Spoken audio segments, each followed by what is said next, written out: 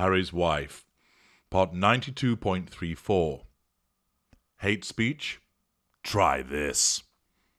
Hello, I'm H.G. Tudor.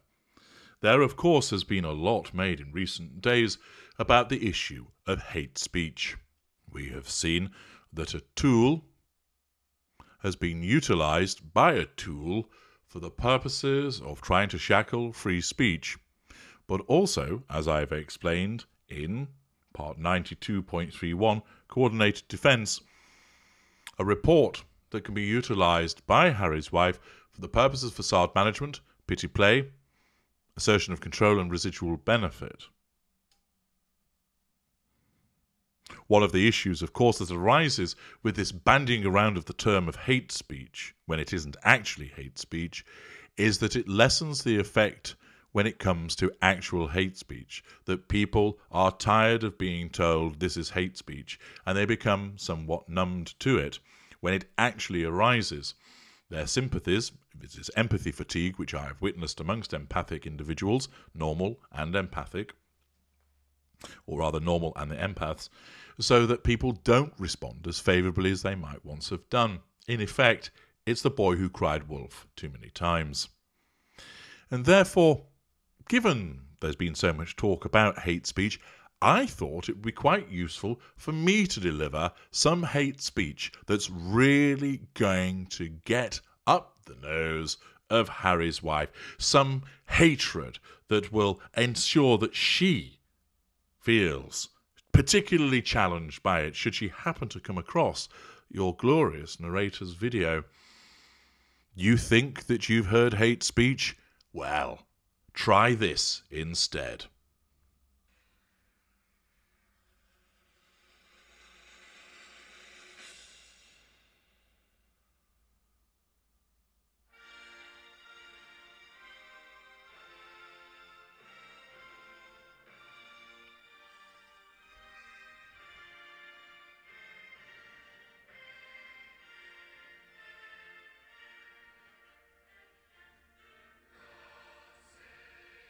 For the Queen, less has always been more. She knows that the less she says, the more mystery and soft power she assumes. That's why she has never given an interview. And that's why when she does intervene in public events, it's all the more effective. Recently, the Queen engaged in a Zoom call to the senior officers overseeing the vaccine delivery across the 4 UK nations, and it was a fine example of her understated, selfless style. She didn't speak about her own concerns about her husband Philip, then in his 7th day at King Edward VII's Hospital in London. Instead, she gently said that people who refuse the corona vaccine ought to think about other people rather than themselves. She added that it was important that people were protected by the vaccine. The Queen only spoke of herself as an example to others. The jab, she said, was very quick, adding, it didn't hurt at all. The indirect, subtle message was that if the vaccine didn't hurt the Queen at 94, then it's not likely to hurt the great majority of the population who are younger than her. What's more, if the most influential person in the country, if not the world, do you hear that? The world, with a top team of medical advisors, has had the jab, surely it must be safe for the less powerful. What she said about the vaccination was common sense, says Hugo Vickers, biographer of Queen Mary and the Queen Mother. She's not telling you to have it, she's just telling you that she's had one, and that it's important to do it for the common good. If people have something to say for the general good in the arenas of common sense, people should say it. After the last few weeks, the royal family has been involved in a bid to increase the vaccine take-up, not least amongst ethnic minorities. The UK household longitudinal study found that 82% of people said they were likely or very likely to have the jab, rising to 96% among people over the age of 75. The royal family have visited vaccination hubs and talked to NHS staff and volunteers. Last week, the Prince of Wales, patron of the British Asian Trust, emphasised in a webinar the need to improve the lower rate of vaccine uptake among ethnic minorities.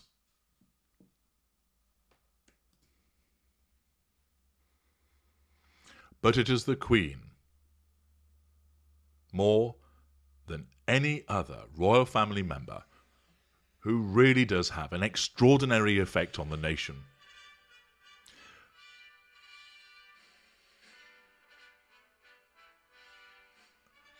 People do listen to the Queen, says Vickers.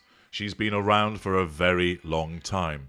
She wouldn't think that she was nearly 96. She sounds so good and hears everything.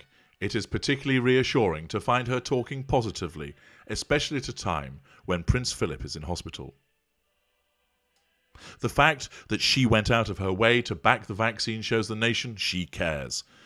The chattering metropolitan classes may ask, what difference will her address make? Surely there must be more relevant people who can connect more effectively with the British.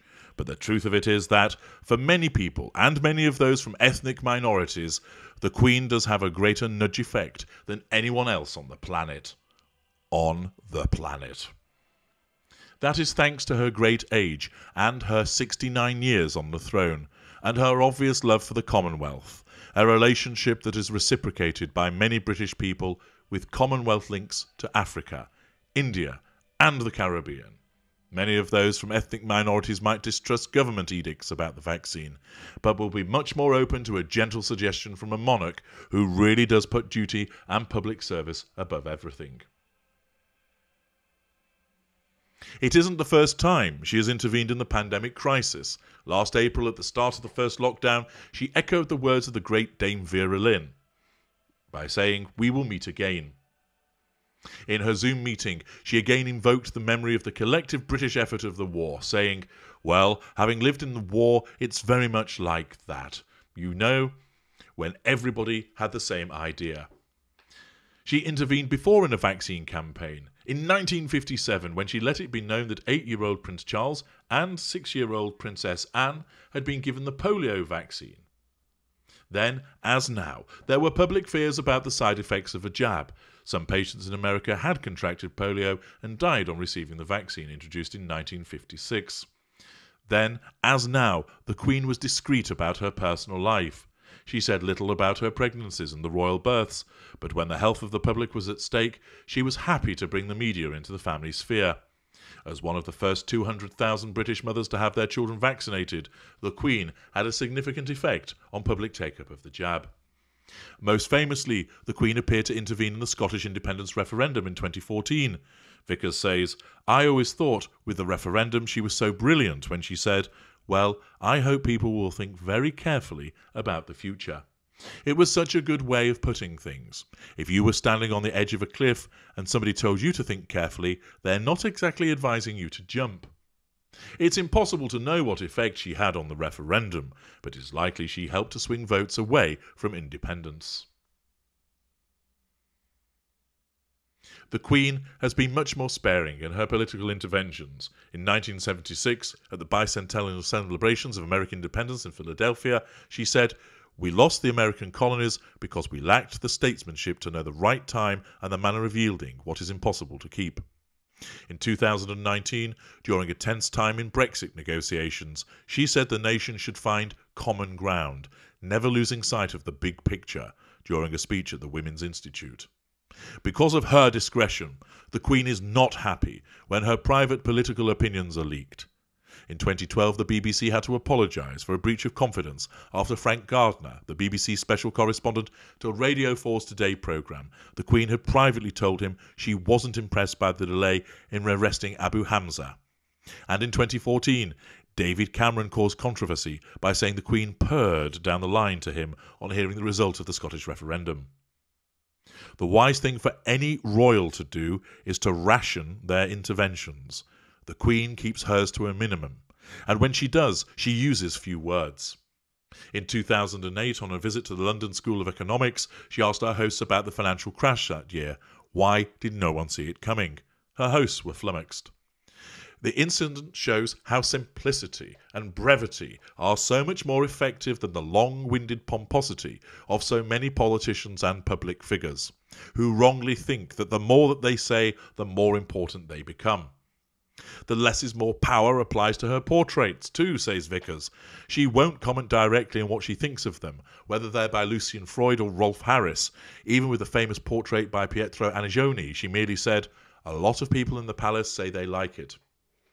The same goes for public pronouncements about the royal family. She very rarely makes them, except in exceptional circumstances, such as her address to the country after the death of Diana, Princess of Wales, in 1997.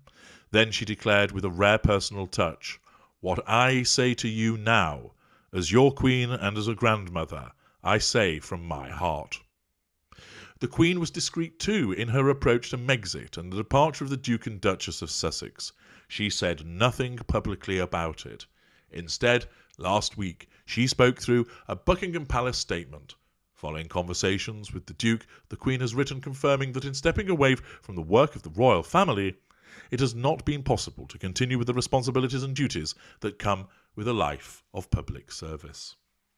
The Sussexes' intemperate reply, "We can all live a life of service, service is universal," shows that the pair of them have yet to learn from the Queen the power of discretion and silence. The statesmanship, the circumspect behaviours, the less is more approach, the grace by which Her Majesty has conducted herself for nearly 70 years on the throne, that she continues to attend public engagement after public engagement at the age of 95, the fact that she sat there on her own, an isolated figure, at the funeral of her husband, whilst, doors away, Boris and his cronies were partying it up with a cheese and wine party, demonstrates that this is an individual that demonstrates grace, discipline, and tremendous statecraft. This is the kind of hate speech that gets up the nose of the narcissist, by drawing the comparison, by triangulating them with someone that exemplifies service above self. And in hearing these words, this is the kind of hatred that would be experienced by Harry's wife. She barely gets a mention, and instead has to listen to the glowing tributes paid to Her Majesty. But let's continue with some hate speech. Let's move it on to some further hate speech, and let's talk about the Nemesis. Yes, the Duchess of Cambridge. Let's go for a kiss, kiss, bang, bang, with some action from Her Majesty and the Duchess of Cambridge. Because fans praise brave Kate Middleton for showing no fear in epic new video. Some time ago, fans were praising Kate Middleton for being so down-to-earth and brave at her latest royal engagement, which saw her cycling and abseiling along RAF Air Cadets. Yes, this is the serene Kate, the laughing Kate, the empathic Kate, an individual who engages readily with people and puts them at ease, who has that ability to connect with individuals and take a real interest in them. And while she does so, she looks always suitably dressed, whether it's the case that she's there with bicycle helmet on and padded jacket, or wowing the crowds, and also her brother-in-law, with the gold dress. She encapsulates elegance and grace in a way that makes certain somebody else only able to dream of doing. Kate, in a video montage shared on the Duke and Duchess of Cambridge Instagram page, can be seen chatting happily with the Air Cadets and throwing herself into all the activities, even abseiling down the side of a rock face, admitting it was very cool when she reached the bottom. Kate even shared a glimpse of her cheeky sense of humour, joking what could go wrong as she cycled through the rocky terrain of the woods. That just exemplifies her ability to muck in there. And, for instance, people on her 40th birthday praised the gentle soul of the Duchess. Some of the people who've been helped by charities close to the heart of Kate Middleton have been sending birthday messages to the royal on her 40th birthday. Not for her the necessity of sitting behind a pile of her own books, telling everybody to engage in an initiative that didn't seem to happen or be followed up upon. The Duchess of Cambridge was praised by many who faced struggles for her down-to-earth and kind nature after her work with charities touched their lives. Linda Snedden, the mother of 6-year-old cancer patient Mila Snedden, who has met Kate twice, including at her December the 8th carol service in Westminster Abbey, thanked the Duchess for making her daughter feel special. Meanwhile, Holocaust survivor Ike Alterman, who met Kate in September, said he was impressed by her knowledge of the Holocaust and touched that she spent more time with him than she had planned in order to hear his story. Yes, there she is. Elegant, kind, serene Kate, who had come through her own tabloid turbulence when she was younger, but she has behaved in a manner whereby she doesn't seek the attention. She doesn't need to assert the control. You can see from the pictures of her that have been circulating on the screen as I talk, that this is another individual who encapsulates her goodness. And by drawing attention to the achievements of which one could go on for hours with regard to Her Majesty the Queen Elizabeth, and also with regard to the gentle soul of the popular Duchess of Cambridge, there should presumably be now an explosion occurring in the Monty Shit Show area as someone is heavily wounded by the descriptions of these two individuals. There's your hate speech. Stick it in your pipe and smoke it. I'm H.G. Tudor. Thank you for listening.